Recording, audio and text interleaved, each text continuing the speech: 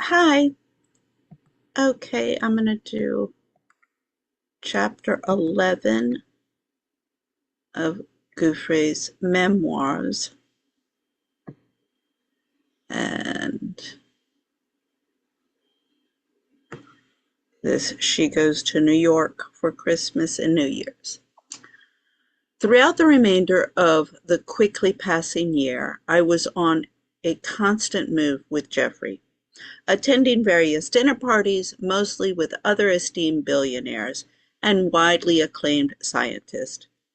Jeffrey likes to surround himself with the most brilliant and powerful of minds, filling his little black book with some of the most esteemed and even infamous people in today's wealthy society. She's jet setting around with the rich and famous. I mean, this is what Lady Harvey said to Pierce Morgan, which threw him for a loop and made him upset a bit. But she said, you're in the Epstein files. Anybody who was anybody is going to be in the Epstein files. You know, if you're in those, running around in those circles, you're going to be there. It doesn't mean that you did anything wrong, um, hanging out with the wrong crowd, but, you know, I know, believe me. I mean, all my life, I've been amazed at how just people justify the quantity of amoral and illegal things they are involved in. I mean, it was during, and believe me, I mean, I'm not hanging out with Naomi Campbell at her birthday parties or anything like that. I left that whole world. Um, I mean, let's just say I've always been on the sidelines, so I've seen enough that thank you very much. I don't want to enter into the ring. It was during those intellectual gatherings, and also those intellectual gatherings, a bunch of pretentious assholes who have their head up their asses, and I mean the most boring things, um, makes you want to fall asleep. Yeah, so let's see. Feeling it was during those intellectual gatherings that my body was also put on the banquet menu, but this time for a powerful senator, George Michael, and another prominent Nobel Prize winning scientist. Oh, yeah, well, don't get me started on the Nobel Prizes. That's all a bunch of bullshit. Whose names would be mentioned, but for all the life of me can no longer remember. There would be only some of the recognizable figures of the high society that became added to my list of clientele. Of course, being introduced to for a lot more than just a client of massage, okay? Yeah, awkward sentence. As an amusement to Jeffrey's associates, I also knew my place was to entertain, but not to even desired content. Oh, I guess she's not supposed to enjoy herself. Well, of course she is. I was to show I was to show them a good time, but not the way I would have had to use technique and effort for Jeffrey. The very teachings from Jeffrey himself, or my tutor, as he liked to so eloquently put it, consistently being used and adored for the likeliness of my youthful looks, I was becoming very accustomed to my lifestyle with Jeffrey, never really relaxing into it, but just accepting this as being as good as it will ever get for me. Now, you choose, you make your choices in life. I didn't think I should be complaining. Wasn't I being offered a life in exchange for servitude?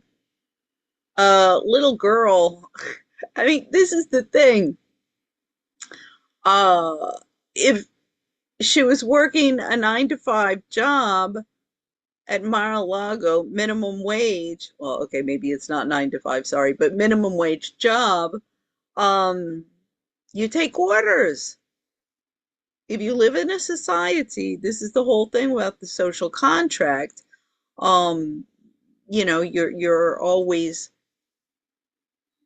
there'll always be certain rules and certain people who are telling you what you can and can't do. I mean, this is where the balance comes. Um, you can do things, you can do anything you want in a free society. You can do anything you want as long as it doesn't infringe on the rights of others. This is where the problem becomes. The liberals, for them, it means I can do whatever I want and the world be damned. And the conservatives have always been like, no, you're going to do as I tell you. Uh, it's kind of like I always loved this with my ex-husband's family are in Spain, and communism. What's communism? What was it? Let's see, the difference between communism and capitalism. So capitalism is what's yours is yours, and what's mine is mine. Communism is what's yours is mine, and what's mine is mine. You have to understand my ex-husband's grandfather. This is why I'm so furious with him about the whole, Spanish Constitution, and I'm here fighting to uphold the Constitution. I mean, his grandfather's, well, at least the maternal one. The the paternal one was just no coot. But he was the anarchist. He was from Barcelona, and then the maternal one was a communist from Madrid. But he recognized at the end, he's like, ah, this is just all, rhetoric. They're all full of bullshit, and they're all the same. Um, and it wasn't the ideologies of Karl Marx and the whole kit and caboodle. But anyway, so let's see. I mean, this is also, the problem of, I just did excuse me, I just did a podcast or a video about, it's the whole Charlie Kirk and Candace Owens, Jesse on Fire was, talking about whether the possibility of Charlie Kirk being still alive. Anyway, Candace Owens, it was this whole, she's talking about at the end of it, I played the Candace right after Charlie is shot, but what they're filling these kids with their heads with, you're going to be great, everybody's going to be great, everybody's going to do great things in life.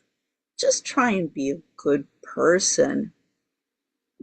Try and be a good mother, a good father, a good husband, a good wife, a good member of your community. Um, Being rich and famous, ah, it's overrated. I mean, ask anybody who's actually been there. It's overrated. And like at the end of the day, does any of that shit really matter? No. What matters is the time. I mean, just every single year, every New Year's, I think, oh, will this be please the last that I spend separated from my sons? That's what keeps me going. That's all I've ever cared about. I mean, my husband, my and my family, um, I mean, he self-destructed and destroyed the family, but and my sons, I mean, that'll never, to my dying breath, they're my life, and that's what's important. Anyway, just letting the signs of my anxiety and depression pass me by while I blanketed them with my pills, suffocating under a blanket of pain as all I was really doing. See, she's jet setting around the world, living the high life, but not bringing her happiness. But this is not Jeffrey's fault. Um, I spent Christmas and the New Year's holiday with Jeffrey in NYC, who doesn't celebrate the occasion as he is of Jewish descent. Not that he was a religious man, anyways. I never even saw him celebrate Hanukkah either. We firstly stayed at his ranch in Santa Fe for a week, then left for a long plane trip to Paris, France, where we all suffered jet lag for the next 24 hours. We all stayed in a grand hotel with a view of the Champs-Elysees, I should say. Um, or as Americans would say when they came to Paris, can you tell me where the Champs-Elysees is?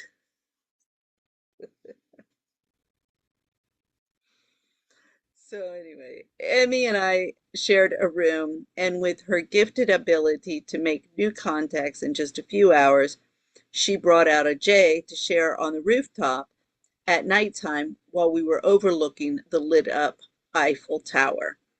We never really got close as buddies, but we knew. Oh, I wonder, let me try and see if I can do this because uh, there was, choose. I don't think it'll screw this up. I was in here. There was one of the Eiffel Tower. It's really, I mean, there's tons of different, all of these backgrounds. I think it was the last here. Yeah. Yeah. So there we are in Paris.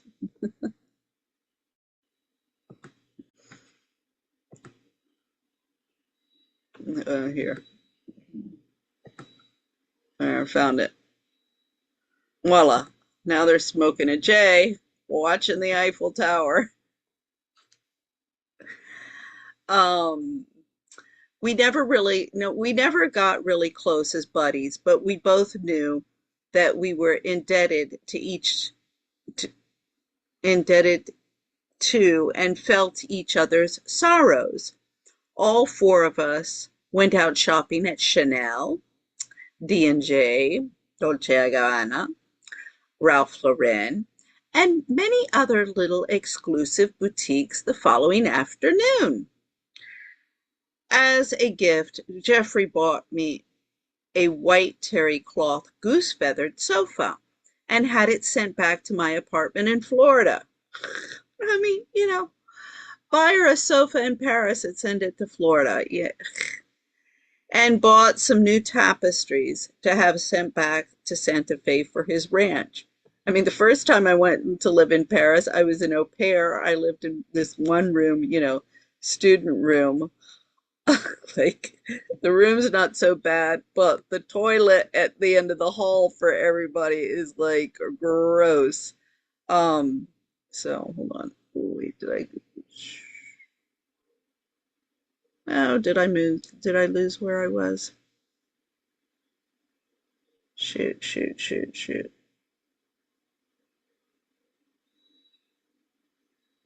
Mm, sorry, everybody.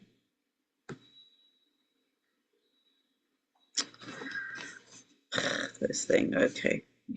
There we go. Sorry. Okay. We also visited his up and coming Paris apartment. It was a modern, typical flat being refurbished, and we went to see how it was all looking. Jeffrey liked to fuss about every detail and harass the builders about their work, changing last minute details at a whim. See, people who do this, they think that it makes them it makes them feel important, and it makes them look very, or they think that it makes them look very artsy, that I do everything on a whim. And it's all so retro, and also like Wallace Simpson and 1920s, and just narcissistic and very self-absorbed. But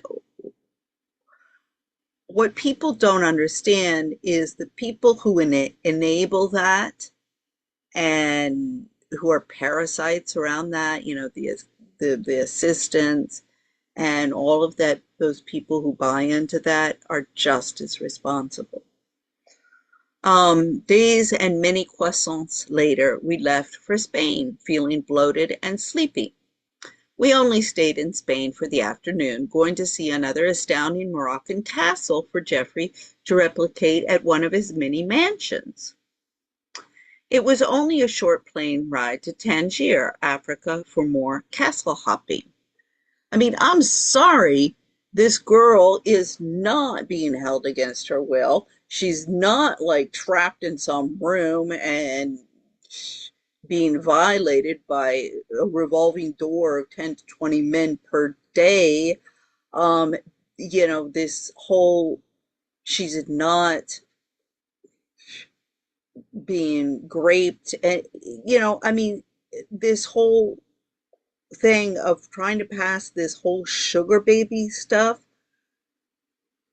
off as the same thing as young children being raped, and even being having, I mean, they have women who are breeding children for these people, or the children that disappeared at the border. Now it's what, 20, 30,000 children. They have no idea. Well, I have a slight idea what was going on, what's happened with them.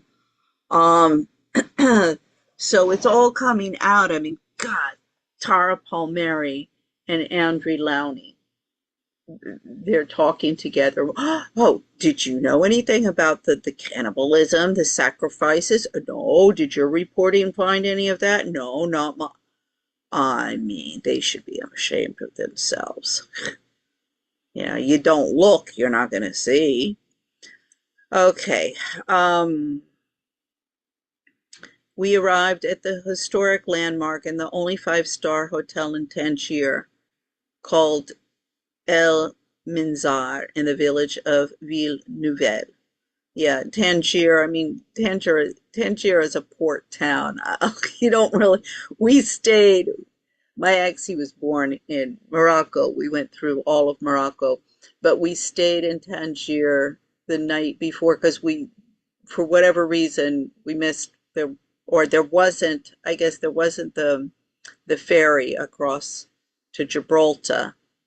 Or well, it didn't go to Gibraltar. It went to Spain, but there wasn't the ferry. And I was catching. We both were caught a cold, and were coming down with a cold. But I was really, really, that first second day, and I'm just sitting there in the car with a fever, going, I don't care, just like, I don't care. I just want to die. But yeah, if we could get a hotel room, please, because we were trying to find a hotel room. And um, yeah, so I can imagine, yeah, there's only one five-star hotel in Tangier. Oh, we were definitely not going to pay that. Um, but so anyway, um, five-star living and then complaining, um, that you're being mistreated, just gets a little old. The city and outskirts were still very hostile at the time, females being warned to not walk the streets alone and not to leave the house after dark or be at risk of being raped or worse. What? I mean, this is Tangier. This is Morocco. I don't know what year this was. I mean, we were there, was 1990. Uh, yeah, it was 1990 in December 1990.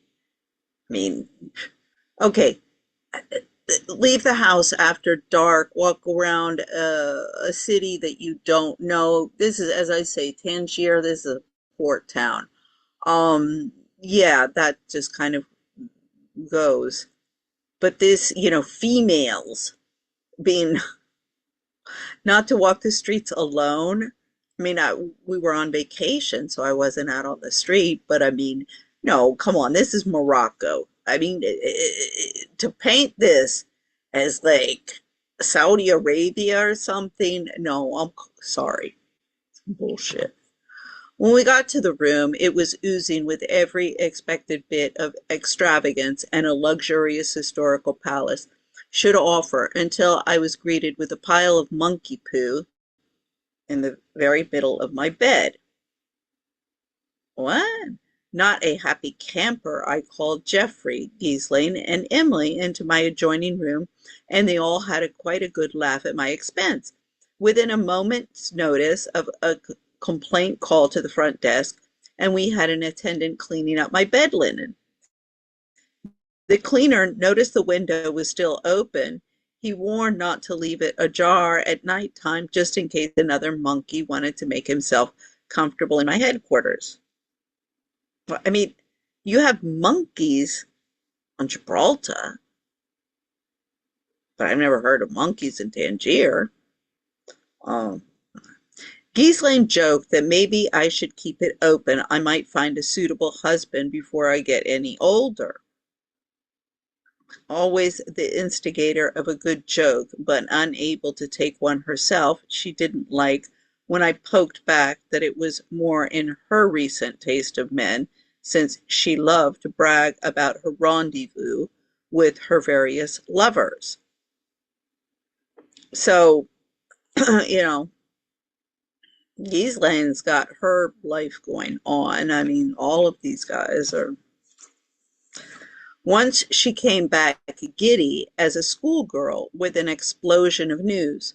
With all the build-up and excitement in her voice, you'd think she was the next crown princess. But she had given George Clooney a blowjob in the bathroom at some random event. She never let that one down. I mean, I don't know if it's true. I wouldn't be surprised. Let me just put it that way. Knowing Hollywood. Yeah. And, this is Hollywood. I mean, it's just like, this is the lifestyle everybody's aspiring to and everybody's wanted to live for so long. We all went to explore. I mean, this is why I left the United States. We all went to explore the towns surrounding Moroccan castles and meet their royalty that lived in them. Geoffrey's personal interior designers met us at the residences.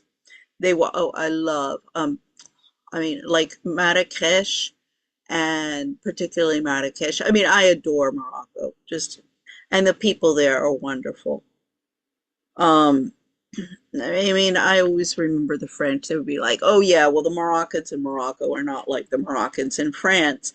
I mean, this is everywhere. Um, part of it is people leave their countries for a reason. Now, they might be some criminal elements leaving, but then, like in my case, I didn't like what was happening in my country. Um, but this is also like one of my points. I'm an immigrant, a French immigrant. I mean, an immigrant in France. Um, and I feel a responsibility. Okay, I don't have a Spanish nationality, but I was also, my home is in Spain. I feel a responsibility to assure good governance and democracy and rule of law in those countries, and I'm fighting to do it as much as in my own country. So, I mean, that's why I'm I am a globalist, but I'm a globalist who wants peace and prosperity and real democracy and not more wars.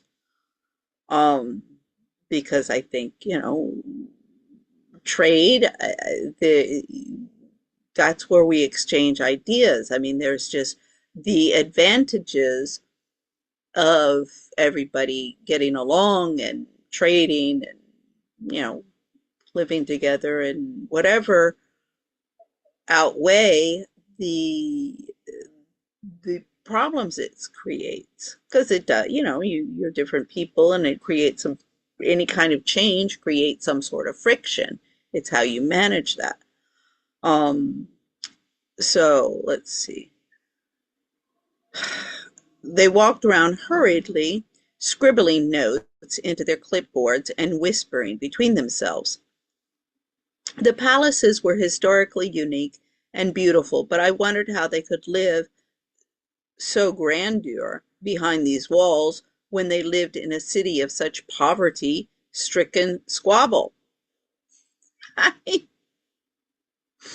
This girl. Okay, West Palm Beach, East Palm Beach. Okay, maybe not. But little girl, take a walk. Go and look at New York City. When people pull that out, particularly, I love it with the World Bank, the development community here. I'm like, uh, would you all like to come and we could go and take a bus ride through Anacostia? So, and look at all the homeless we got here. I mean, come on, beggars lined the streets. People could just go missing and no one could care less. Uh,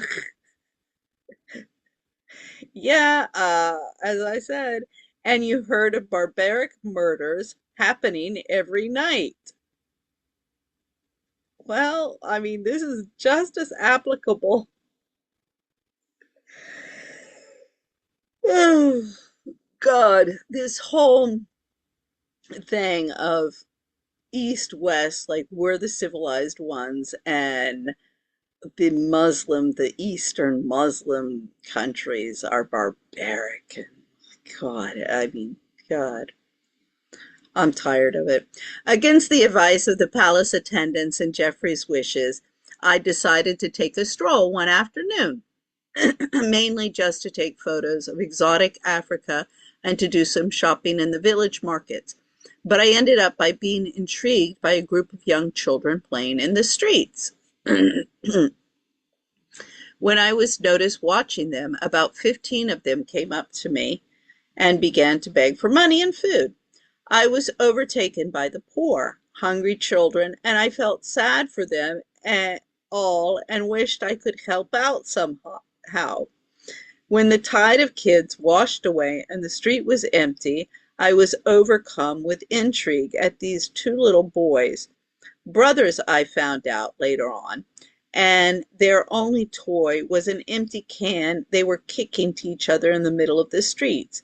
Intelligence, intelligent kids, they were able to speak three different languages, including English, and I was interested to ask them about life here. They didn't seem to notice or be bothered by their poverty-stricken lives. I mean, yes, Morocco effectively does have,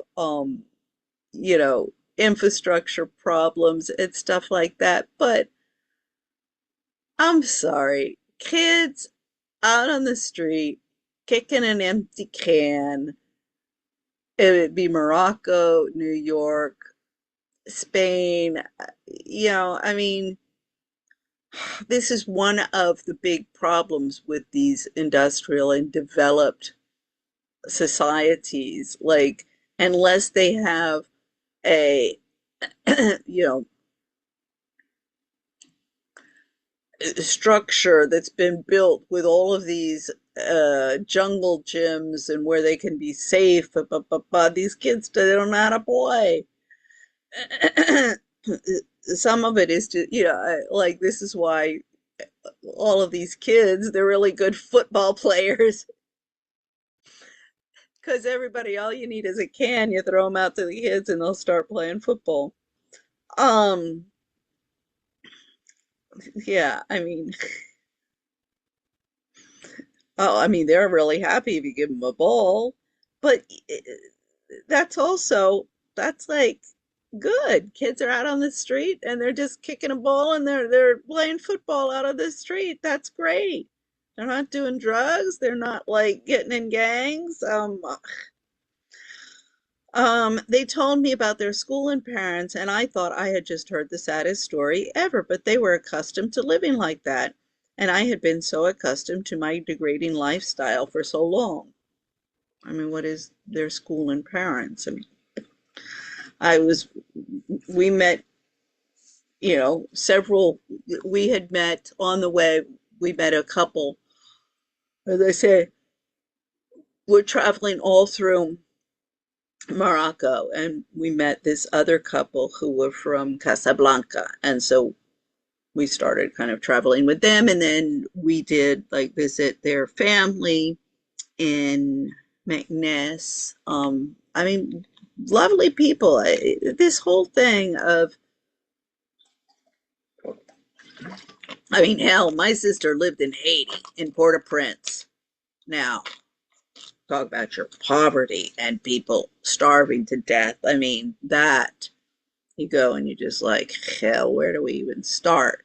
And to try and put that in these countries, it's all the third world and we're developed. It's just, it's so pretentious. It's not even funny.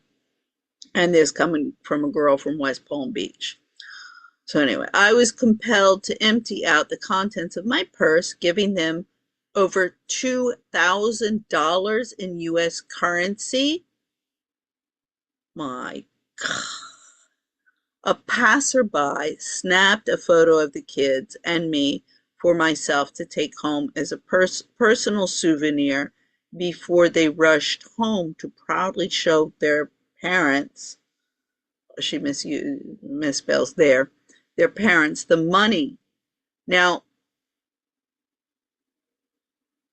I'm astounded that she would, like, that's totally inappropriate. That's like the stupidest thing. I mean, then you really want to set yourself up to have somebody target you to kidnap you. Oh, that's a good way to do it. Oh, what the frick? I mean, I have a hard time believing that she gave them $2,000. But, I told Jeffrey later on of my good deed, and he couldn't believe I'd give away my money so carelessly. He told me I had set up their parents with enough money to feed and shelter their family for a year. Wasn't that a good thing? I couldn't believe it. Not that I was well off or anything close to it, but to realize how lucky I was and to not have compassion for the lesser off, especially children of a third world country. What did I tell you? I wouldn't be human anymore. Then again, what did I expect from someone who could numerously steal another man's daughter for the use of his own sexual pleasure with great ease? I mean, he didn't steal another man's daughter. This indicates maybe that there was a sexual relationship with her father, and that was true. But see, this throwing money like that, I mean, this is one of the things that really gives Americans a bad rap and abroad. They think, oh, isn't that a good, like giving this kind of money to these two kids in the streets? Isn't that a good thing? No, this, why I have this wealth, I'm not asking where this wealth has come from. I'm not any questions, and then I just go and give it to people. who I don't know if they need it, if they don't need it, you know, and this is a shitload of money. It's one thing to give the kids some money. I mean, I would even say $100 is too much to be giving these kids in the street because you do not want to promote that type of, of begging. You want to have infrastructures and you work in the communities. That's how she does it better, work in the communities. So these kids, they can have a good school, go to a good school, and then when they get out of finished school, well, then they have jobs, which, and this is not managerial jobs for everybody. Not everybody's going to be a manager and sit around pushing papers, and not everybody should want to. Um, but that's totally, as I say, it's inappropriate and it breeds corruption and all sorts of bad things. It doesn't, it's not positive in any shape or form. And also, I mean, it makes us a laughing stock. One time, this was in Tunisia, which is right next to Morocco. It's very similar. Um, Algiers is a bit more restrictive. So, I mean, I didn't go to Algiers, but I've been told. But and we were at a Club Med, and this was the market near the Club Med, and so they have all tourists all the time and everything. And my ex-husband had tried to pull that stuff. My sister, we were there for 2 weeks. My sister came for the second week, and I had already gone to the market. I guess the first week with my husband, then my second week, my sister's there. He's like, no, two women can't go to the market by themselves. I'm like, get over yourself. This is Tunisia, and besides, this is like near Club Med. Okay, it's the family Club Med. This is not the swingers Club Med. But still, this is the tourist area. Of course, they're not going to bother tourists. And so we go, and I found this bowl that was made out of olive wood, olive tree wood, and I loved that bowl. And it made salads and stuff. It was really good. Eventually, it cracked, unfortunately. But so then we're walking, and they had asked me for $60 for it, and I'm like, no freaking way, no, no, no. So I bring it down to $20, and then when I go back to the hotel, one of the girls who's Tunisian, she's like, oh, well, how much did you pay for it? And I was like, $20. She said, ah, you paid too much. It's worth 10. I'm like, it's worth 10 for you, but it's worth 20 for me. Because I had also, a man in the market, he wanted to sell me a fork and a spoon serving that went with the bowl. And I was like, oh, I have no more money. No, I really like your fork and spoon, but I have absolutely no money left. Even my ex-husband was pissed off because in the deal, I gave him it was one of these scratch wallets.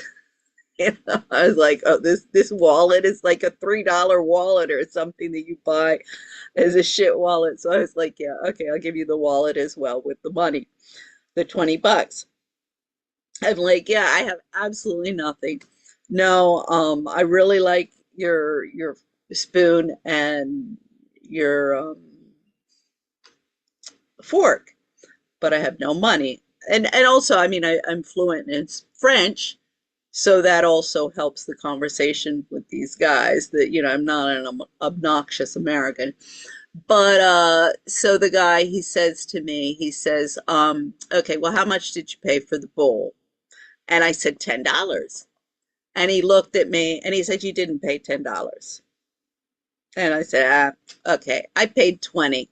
And he took my hand and he shook it and he said, good negotiating. But see, They respect you. And also it's impolite. And that's not just with the Muslims or the Arabs. It's impolite um to not appreciate the work that's gone in, into their products.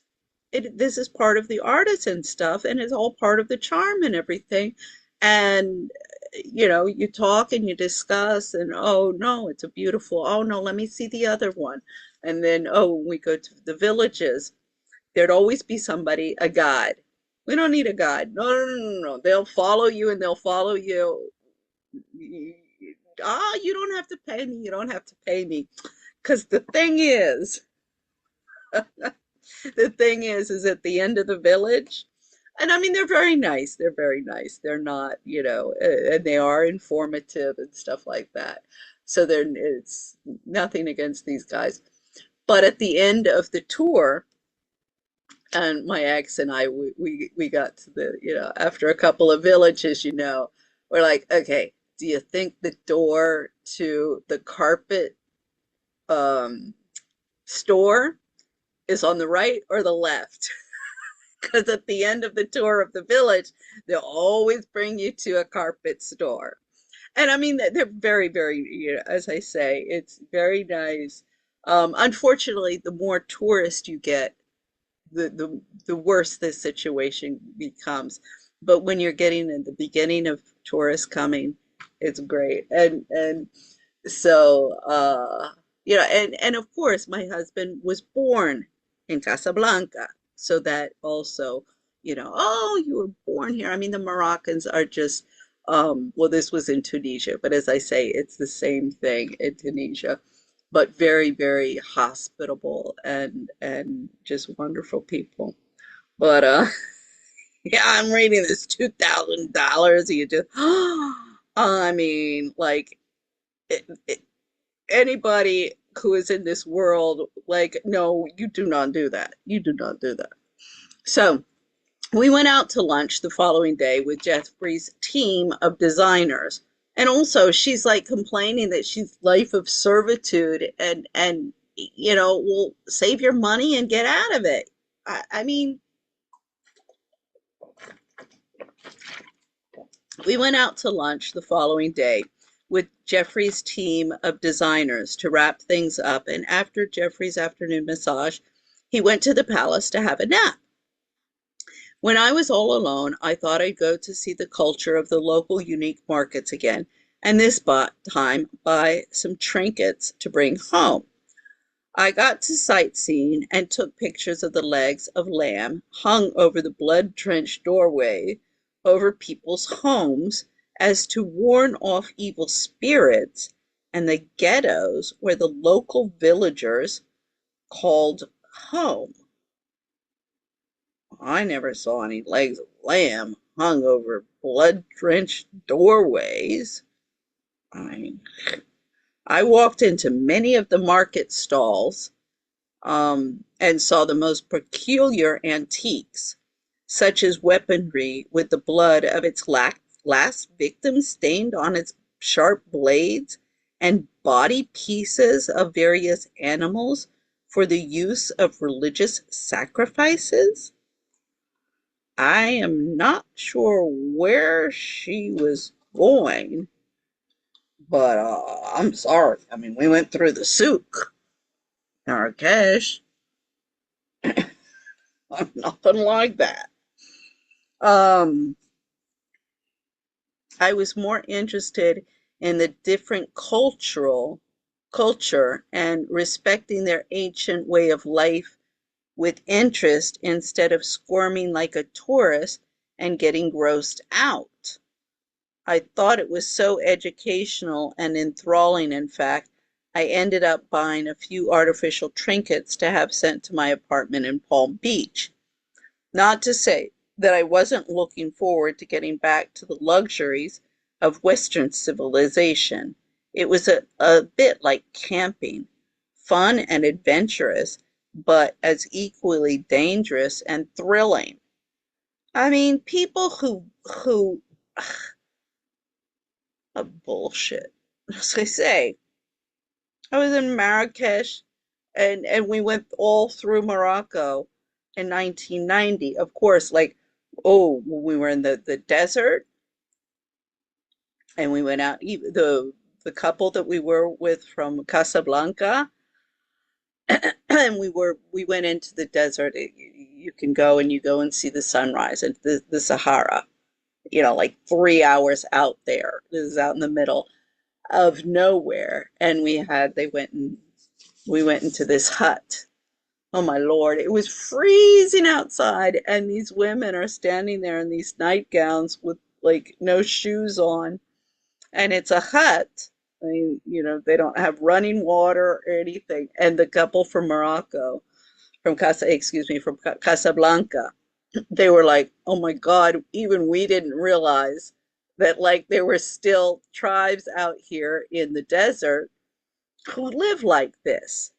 As I say, yeah, Marrakesh, particularly Marrakesh, at the in the old section of Marrakesh, it's those old um, houses that are all attached together. And in fact, if you get lost in a maze there, we met, in fact, a young boy who was playing football. He was with the football and his older brother and sister, and they invited us, come, please. And we went, and we're going through all of this maze, and they pull out their bread and offer us their bread and tea. And I'm like, just don't eat too much of the bread because I'm sure this is for their dinner. Um, but and humble, very, very simple. I mean, I think I'm pretty sure they had flooring. Um, very, very, and they had one of those little fire things to cook. But again, as I say, I had been to Port-au-Prince, Haiti. Uh, so everybody throwing all of this stuff in the same basket really started pisses me off. Pisses me off. Oh, they're the third world, and we are Western civilized country who eat children and have sacrifices. Yeah, like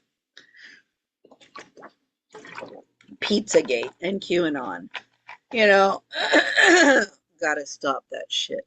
So anyway, when we left for the final destination of our trip, I was looking forward to eating normal food again. Oh my God, don't even tell me that. I mean, one of my, and I make really good Moroccan food. Oh, bitch.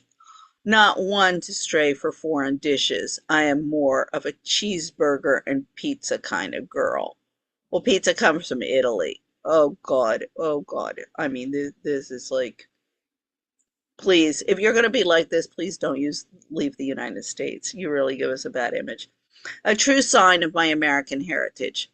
We land, we landed, sorry, we landed at at the Heathrow International Airport, and greeted by a driver that would take us to Ghislaine's townhouse in London's Central that Jeffrey had recently bought and refurbished as a gift for her. Emmy said goodbye at the airport, leaving us to go to her hometown in the rural countryside nearby to visit family for a weekend holiday from work. It wasn't a very long drive before we were in the heart of the city and at Ghislaine's place. I thought it was a cheery townhouse that had character, and the historical pub in front of it and cobblestone streets only added a unique charm to its presence. They were going out for dinner and invited me along with them, but seeing I was so exhausted from all the traveling and looking a bit melancholy, I apologetically declined going out for dinner that evening. I rather would be taking a few pills to catch up on some needed sleep. Are you sure you're okay? Ghislaine asked me as she showed me to my room, more considerate than she normally should. than she normally was, but I assured her that I was in absolute good health, just tired from all the recent jet lag. Without another word, said she whisked off downstairs to the car where Jeffrey was waiting for her. I took the liberty to call my parents' house to say hello and catch up with them since I hadn't been home at all for the holiday season this year, always too busy working.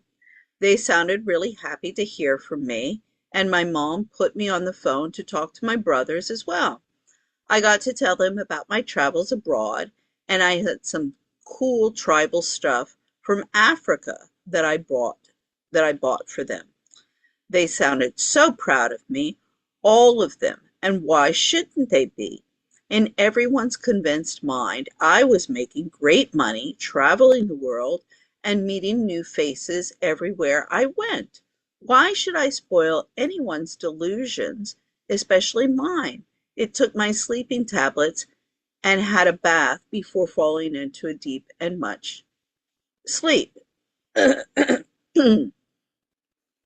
um, See, her family is going on now, about how she was victimized, Well, that wasn't apparently the story at the time. They were all, this is wonderful, you're traveling the world with all the jet set. The next morning, I was woken up by Ghislaine, who I could tell was in a chirpy mood by the way she paraded through my closed door, saying, "Wake up, sleepyhead," and opened the window's shutters to let in the bright sunlight. She had never done anything like this before, and I knew immediately something big was happening. She sat down on my bed as I rolled over from my deep slumber, and I was able to mutter for an explanation as to why she was awake so early. Besides the fact it is 10 o'clock in the morning and nearly time for brunch, we have a big day planned out for you today. She was waiting for my cue to ask her, "What are we doing?" When I did, she responded with a convincing enthusiasm. "We're going shopping for a new ensemble." She paused for a moment to build the suspense before completing her sentence, "To go dancing with a Prince of England this evening." Hoping it would be one of the younger generations, I was disappointed when she told me he was the Duke of York, Charles's younger brother, Andrew. I looked at her with a fake surprise. Look, one I had to use on many occasions in my time with them to give an impression of excitement. What? Wow. Well, this is not what she said when she had been dancing with the prince, a prince. I exclaimed with my gifted acting ability. Yes, I don't know. She was so gifted. I think she would have ended up in Hollywood. It is a sad realization, but I had grown more accustomed to seeing people for their significance rather than the good qualities they possessed, and was able to grin and bear the thought of what I expected to lay in store for me. Well, I don't know if the people that in her family in West Palm Beach that she was hanging out with are such good quality people. I mean, as I say, there were lots of girls at West Palm Beach High School who were asking Virginia Guiffre, hook me up with the old guy, the old guy who's going to give me money. I'm going to go and give him a massage, blow job, and I'm off to the shopping mall. You know, Ghislaine and I left shortly thereafter for the many lanes of designer shops to choose from in London. Her pep talks to prepare me for my duties towards royalty went on and on, giving me the obscure impression I was something of importance, at least for more than an evening. Make sure you're bubbly and energetic. Nobody wants a dead horse, was one of the cheap tools she instilled with me. Who knows where this could lead for you, was another. As the day, I mean, like, what's going to happen with Prince Andrew? I mean, as the day grew shorter, my anxiety only heightened, anticipating the prince's arrival and unable to decide on an outfit. I picked out three. Well, they had just gone out shopping for her outfit. Oh, this is what they're deciding. So she buys three outfits because she can't decide on one. Our last stop for the day was Burberry's for a nice handbag to complement our chosen attire. We got back to her townhouse with still a couple of hours spare to get ready. After trying on all the three outfits and many mental debates with myself later, I decided on the the pink mini tee and dazzling pair of denims with horses embroidered into a pattern.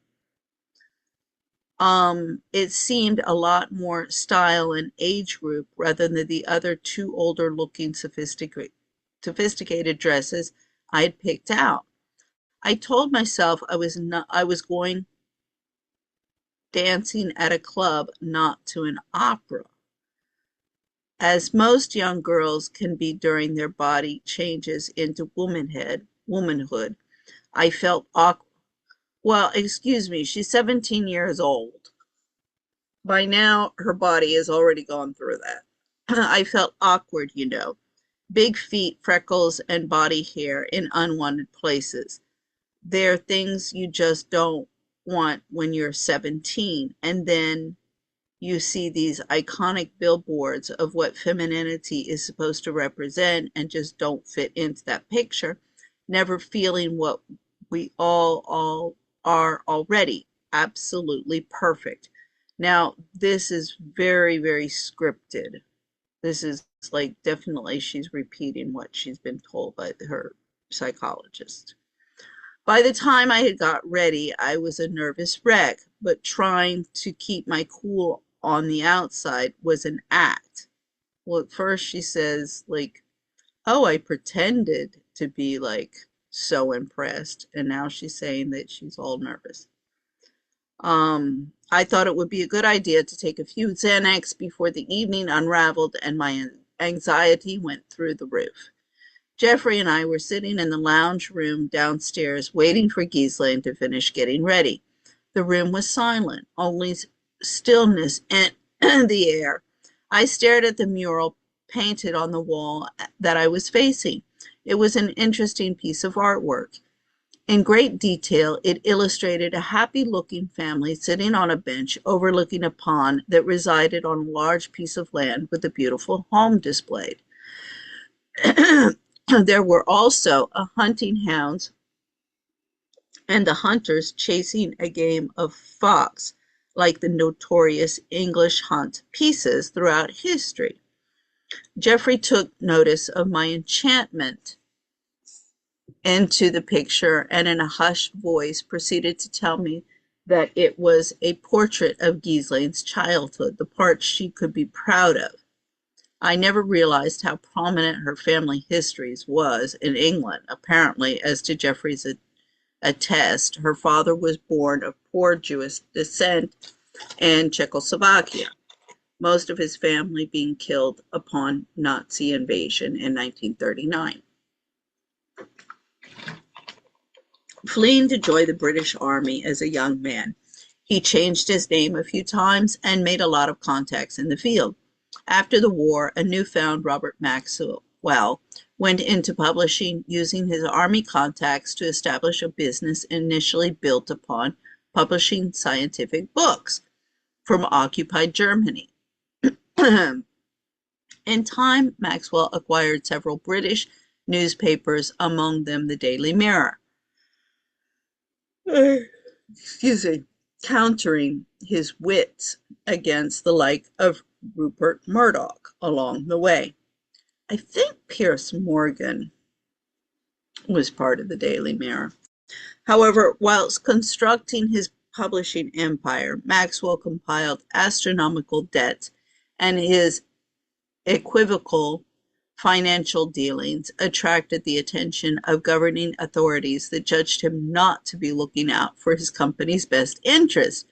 And in the end, it transpired that Robert Maxwell had been using proceeds from his employees' pension funds to meet his financial debts, ruining the futures of thousands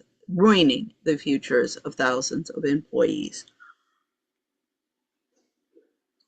Once an esteemed member of Parliament and publishing mogul, Robert's body was found floating in the Atlantic Ocean after he was found to be missing from his yacht, the Lady Ghislaine, named after his favorite child, whilst cruising the Canary Islands in 1991. Geoffrey went on to tell me that when her father died, she was inconsolable and in a very bad state. He picked her up from the trenches of despair and took her under his wing, and it's there she stayed comfortable ever since. To Ghislaine, his peculiar need to have so many women around, and even his taste in them, younger than legal ones, didn't seem unconventional to her. It was her own father who was deemed a womanizer and even took a second wife while still married to Ghislaine's mother. Well, that's bigamy. I would have never guessed this carefree, spirited, and vivacious woman had ever endured such sorrows. I couldn't help but look at her in a different light from then on, but not letting her know what I knew to avoid any altercation between us. Like clockwork, Ghislaine came downstairs 5 minutes before Prince Andrew were to arrive, wearing a tight-fitted white woolly turtleneck singlet and a nice pair of loose-fitting trousers, looking elegant and casual at the same time. A very hard look to achieve, but one Ghislaine had always easily mastered. They both seemed at ease, poking fun at my obvious nervous state, just another ordinary night out for this extraordinary couple. The knock came at the door just after 6 o'clock in the evening. Ghislaine greeted him and the guard who would wait for his return in the car. She led him down the hall to where Geoffrey and I were sitting. We both stood up and Geoffrey shook his hand while Ghislaine proceeded to introduce me, and as I was taught by her was English custom, we both kissed on the cheek. We all sat down on the lounges for some tea and biscuits while covering idle chit-chat.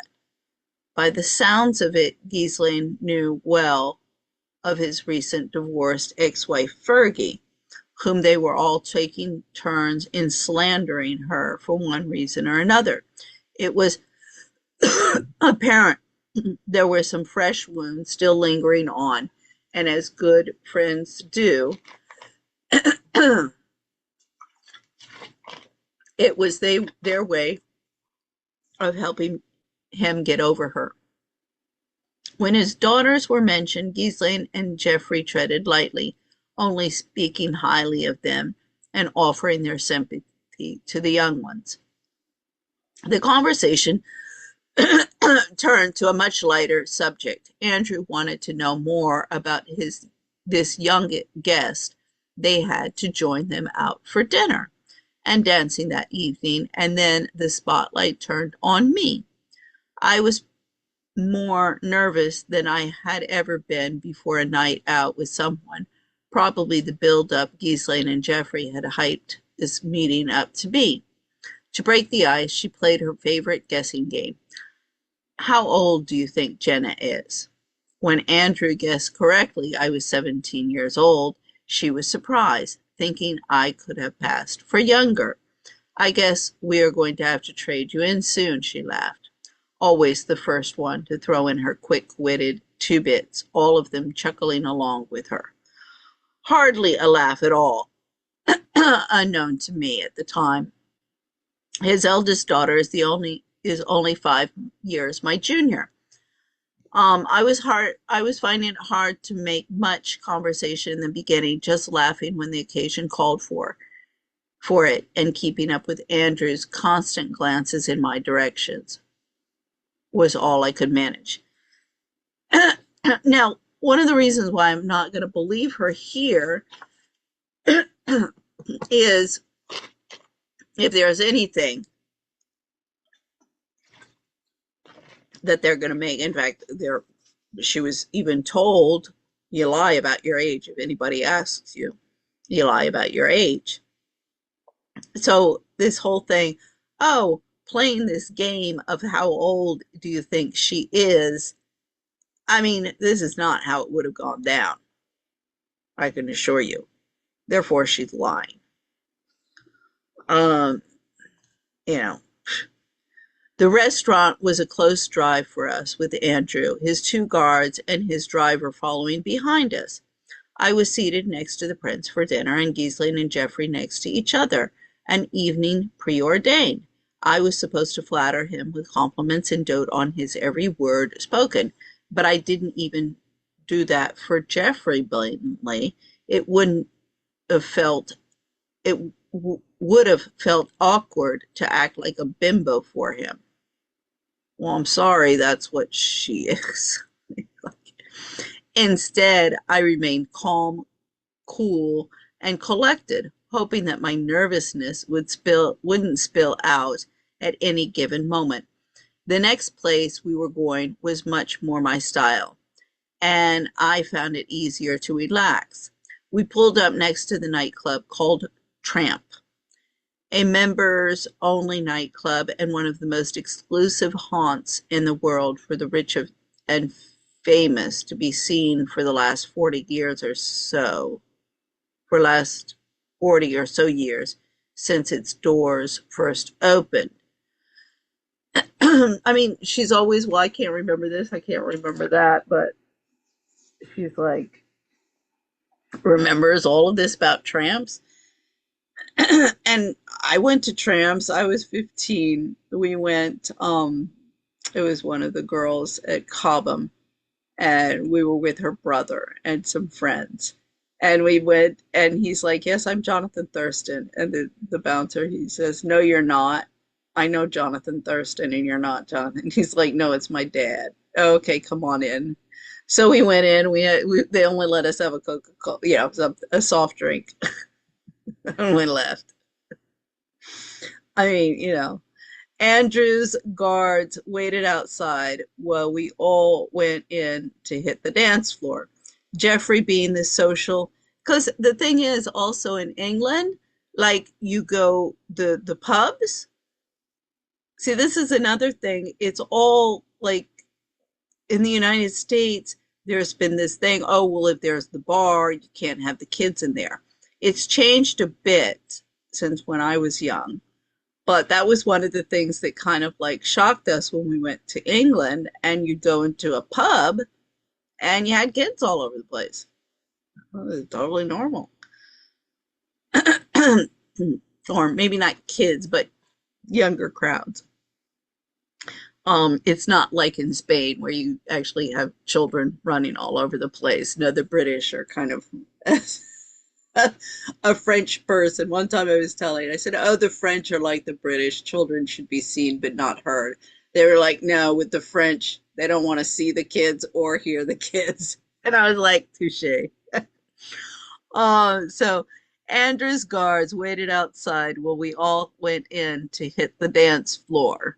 As Prince Andrew says, yeah, he doesn't go dancing at tramps. Yeah, I can Jeffrey, being the social introvert that he was, found the first available empty seat in the corner, but facing the dance floor to spend the evening watching everyone else have fun, and Andrew went to the bar to grab us all drinks. He came back with sparkling water for Jeffrey and a cocktail for the rest of us, already knowing Jeffrey never drank alcohol. We downed our glasses. This also, he went to the bar to grab drinks. Yeah, no, I don't think so. Prince Andrew goes in there, they're going to have a waiter coming over and asking what they want to drink. I mean, come on.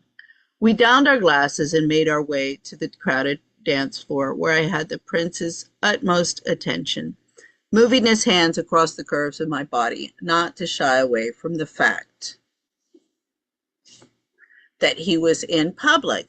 He was whispering sweet nothings into my ear and kissing my neck. Now, again, I highly, highly doubt that Prince Andrew is going to be in tramps in London in public with a girl this young. Now he's 40. This would make him 40. This young and kissing her neck. See, another indication that no, she's lying. And this was put in the memoirs, particularly because they're preparing. This is the preparation to go Ghislaine, Maxwell, and Prince Andrew. So I would just giggle, not really knowing how to reply to an aging man with a bad smile and terrible moves. I'm sorry, look at the photos of Prince Andrew when he's 40.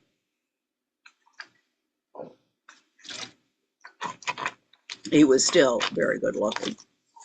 And I mean, he needs to, they both need to lose some weight. It would do a little good for the image. Just I can say.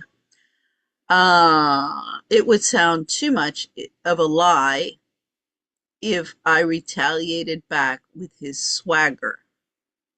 He was the most incredibly hideous dancer I had ever seen and couldn't help but laughing on the dance floor and shooting glances of embarrassment to Jeffrey and Ghislaine were having a good time laughing at my expense as they always did. After an hour of pelvic smashing to the DJ's pumping mixes, we finally exited the floor. His Royal Highness was dripping with sweat and ready to embark onto a quieter scene where he said we could be alone, not knowing that it had already been arranged for us all to meet back at Ghislaine's place, but complied with his so-called thoughtful request. I was so anxious about getting back to the townhouse, knowing what expectations I could have to not only have meet, but also exceed in this case. Ghislaine and Jeffrey seemed impressed at my attempts to entertain His Royal Highness, so far giving him exactly what he wanted, the impression that I idolized him. They told me that he really liked me and was having a great time so far tonight. When we got to the townhouse, his guards walked him to the door, stayed to wait outside in the car. Ghislaine met him and brought him upstairs where Jeffrey and I were in the study. We all chatted in the hall for a few minutes, and I was able to have Jeffrey snap a photo of us together, one that would cause much controversy for the Buckingham Palace in many years to come. Oh, she's really set this up with the photo. She's established what she's going to be wearing. You know, oh, this is so detailed. Yeah, this is definitely psyop stuff. The conversation didn't linger on much longer than Jeffrey and Ghislaine dispersed downstairs together, leaving me to my own sort of royal duties. They walked away giddy, as if they were teenagers imposing on young lovers about to embark on a romantic evening. Next to the study was the bathroom, where I led him to next. I mean, this is like if you were reading an instruction manual for like the CIA on how to like set up the guy. The room was dimly lit, masking the light from showing the disparity in my eyes. It was a beige marble tile floor with porcelain Victorian style bath tub in the middle of the room and nowhere near the size of Jeffrey's residences. I turned on the taps for the tub and the heat from the water began to steam up the small room. On the basin were aromatic oils, lotions, and soaps. Loving the scent of floral notes, I poured in the lavender bath oil, trying to do the best of my youthfulness to try and act seductive. I gradually began to strip off my clothes piece by piece, giving him time to savor the moment to come.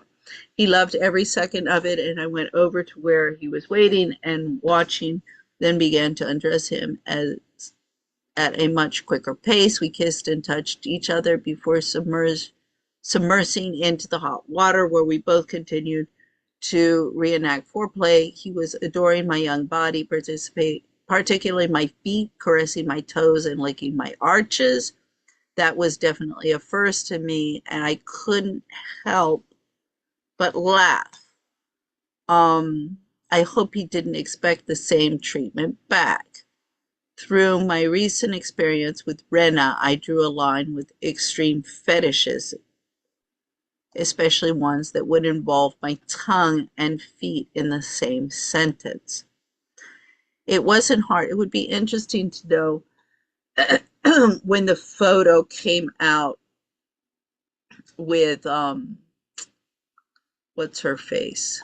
She's saying this is 1991.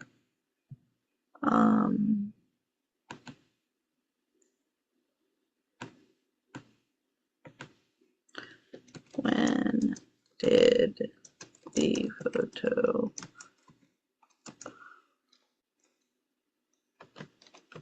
Sarah Ferguson with toe come out?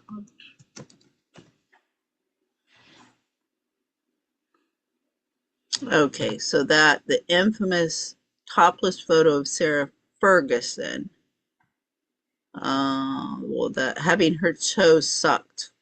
Well, he says he did. Well, he wasn't sucking it, but he said he was like, whatever.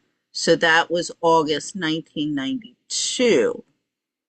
So apparently this is before that. Oh, well, no, because she would have, I mean, she would be writing about it after. Of course, after the fact, because this is supposedly to have happened in 1991, but she's writing her memoirs in, like, this is 2000, somewhere between 2012, 2014, I believe. Not sure about that. It doesn't have a date on this. It wasn't hard to get him wound up to the point where he just wanted to have the rest of me. So we dried off from the cold and retired to my bed chambers for the longest 10 minutes of my life. Moments later, because what I was thinking about the whole toe thing, is she would have inserted that of be like, oh, see, this is something that they do, and this is like something that his wife liked. You know, that's that. See, I know how the mentality of these people work. Believe me, it wasn't hard. Let's see.